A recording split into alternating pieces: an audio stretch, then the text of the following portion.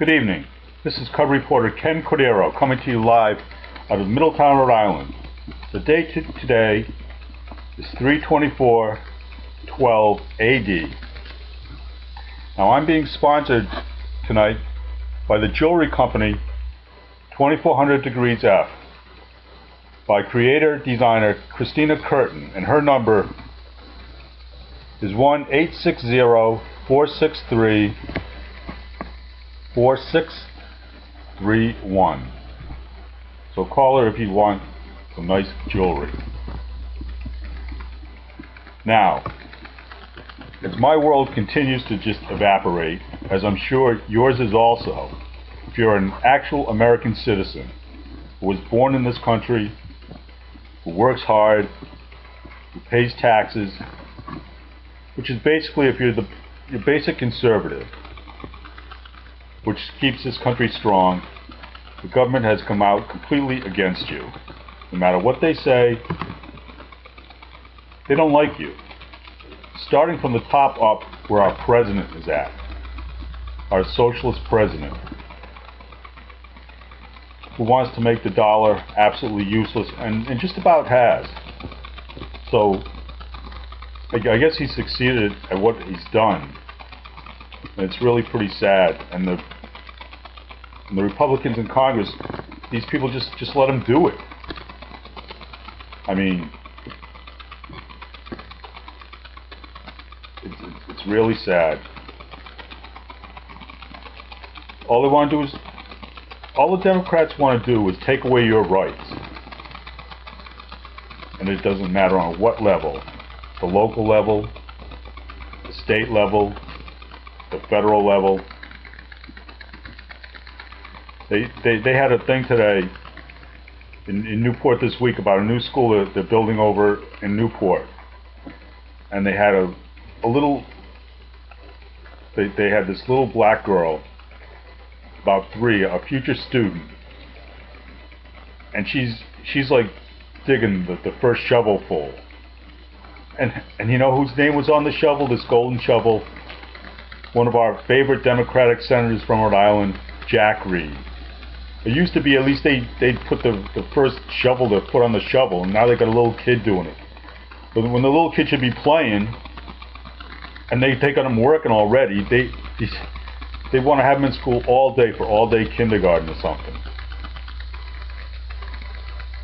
It just never ends. And then this week out of Middletown, our town council president, he's all worried about these 2 billboards that we've got on some land when you go out of Middletown towards Portsmouth on the main road. They have 2 billboards. Now the town's getting like $42,000 a year in rent for these 2 billboards, and he wants to get rid of them because they don't look nice. Well, has he ever been down in any of our residential streets and you see 20 signs telling you no parking, no parking, every other telephone pole that they're not even supposed to be on? How do those look? Have you just looked around? They've actually got a bus stop, a Rip the Bus Stop, right outside the town hall. They're shipping these criminal illegal aliens down from Providence by RIPTA, which they're funding with 33 cents for every gallon of gas you buy in this state. You have to give the town 33 cents so they can ship down criminal illegal aliens, certainly here to Middletown, and they put these bus stops every 200 feet. It's just really ridiculous. And so you can't even walk around the town, go around town, just look at the few trees left because of all these signs. But signs that are on a main road that nobody's even looking at, he wants to get rid of, and they're getting $42,000 a year for them. It just never ends. And then tonight in our local paper, we had an article by our favorite Democratic senator in Congress, David Cicilline, the former mayor of Providence, and he's telling how we all have to work together, and about how the Pell Grants for college started. We need bipartisanship, and how he's putting in all these bills to help us. This is also someone that wants to take away your basic Second Amendment rights to own a gun. You know, the Bill of Rights. Bill of Rights that they added on to the Constitution to make sure individual liberties were kept with us, like in the first one, freedom of speech, freedom of religion. The second one, after speech and religion, was ownership of guns, and he wants to take them away. Of course, he's got a government program to help you that's going to cost you more money, but he wants to take away your rights. This out of the NRA, out of the NRA magazine. U.S. Republican David Cicilline, a Democrat from Rhode Island, falsely claiming in a fundraising letter that the National Right to Carry Reciprocatory Act would expand the rights of criminals rather than make it easier for law-abiding Americans to protect themselves when traveling throughout the nation, which it would. But our congressman said the Republican-controlled House of Representatives, with the enthusiastic support of Sarah Palin, Texas Governor Rick Perry, and the Tea Parties, and me also I might add, chose to focus their efforts on expanding the rights of sex offenders, terrorists, child predators, and abusers to carry concealed weapons across state lines. These people are going to carry weapons across state lines anyway. That's why these people are criminals. They don't obey the law. Not the American citizen. He isn't the criminal. We're the ones that pay taxes. We're the ones that have to be abused by all the criminal illegal aliens you people let into the country. Mr. Cicilline, Mr. Reid, Mr. Obama.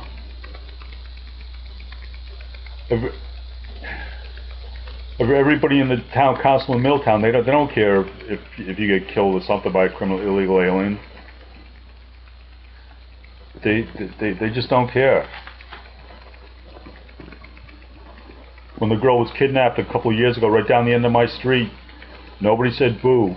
I mean, they finally got the guy up in New Bedford. I mean, it's a good thing he didn't kill the girl. He only raped her just because she was only 14. I mean, who cares? But that's just normal. You know, the president isn't going to do anything about it. His aunt and uncle live in this country illegally. You know, he wants to let them all in by backdoor amnesty. Him and the criminal element of the other criminal element of our government, the Justice Department under Eric Holder. All these people want to do is take away your rights, tax you more, tax you more. You know, Mr. President, what we need is a strong military, and we have the strongest military in the history of the world, and you won't let them use it. You don't let them use it. You want to go around apologizing to everybody. These idiots over in Afghanistan, they're all upset because we burned the Bibles, the Quran, their Bible. They had defaced them to begin with because they were passing notes in them. They were already defaced. Of course, our government would arrest you if you stole trash. I mean, they do that, so they're, you know, they can go along with the Afghans thinking. You know, rioting over something that's already been defaced. And then we give these morons money.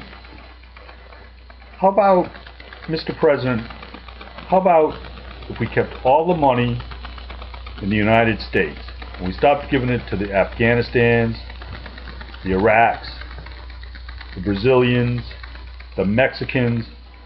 How about if we keep American money in America? How about if we have an energy policy that will actually help Americans instead of that chink shoe you got for an energy czar or whatever he's supposed to be? Oh, I want gas to go up. I want us to all drive little cars. I love the piping Plovers.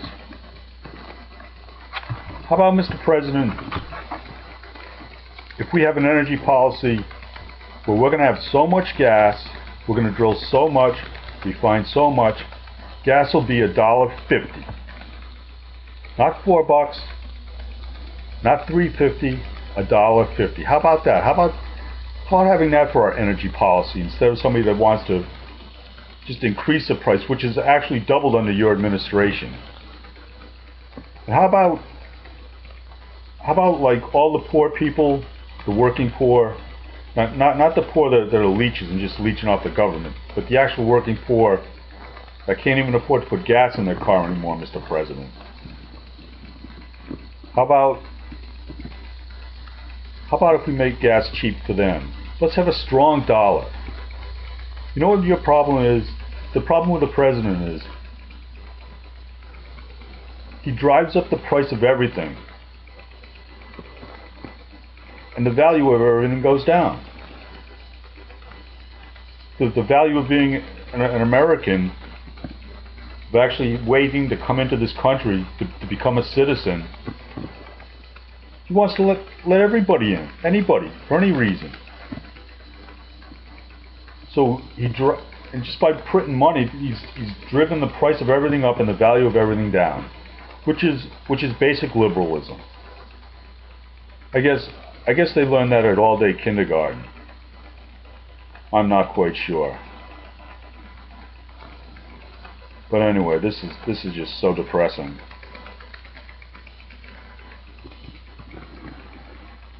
So, remember, go to church. Church keeps you healthy, and then you're not going to have any need of Obamacare. And with that, I'm going to sign off for tonight. Thank you for tuning in to the 16th edition of Cub Reporter Ken Cordero.